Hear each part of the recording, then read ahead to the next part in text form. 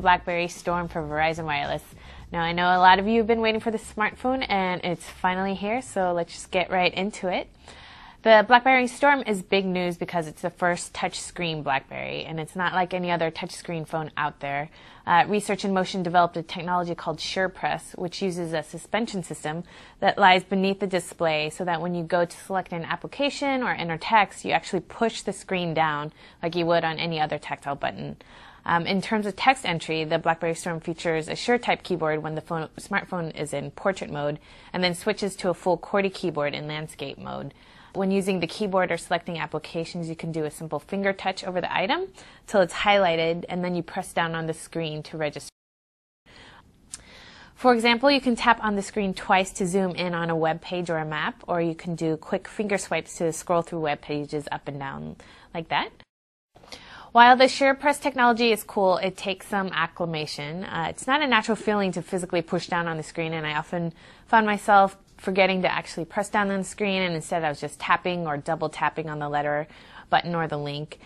You do get used to it after a while, but as far as email creation and text messages, I did miss having a tactile keyboard.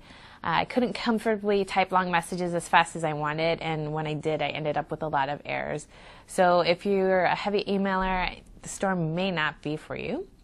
Otherwise, the screen is really beautiful and sharp, and there's a built-in accelerometer, so the screen will automatically switch from portrait or landscape mode when you rotate the phone. There are some navigations below the screen. You get talk and end keys, a menu button, and a clear button, but there's no trackball navigator, and I actually really missed it. I think it would have been a nice addition to have, just for easier one-handed navigation and for selecting certain items like hyperlinks on a web page. As far as features, the Storm runs the latest version of the BlackBerry operating system, which is 4.7. Includes an updated interface and Documents to Go Standard Edition for viewing and editing Word, Excel, and PowerPoint applications.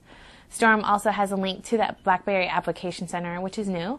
It hasn't officially launched, but it will let you download more programs for your device. Currently, there are just some basic applications like Yahoo Messenger and Flickr and Facebook. Of course, you get full email support, including Microsoft Exchange, Novell GroupWise, and POP and IMAP email access. The BlackBerry Storm also offers dual mode functionality, which means you'll be able to use the phone overseas.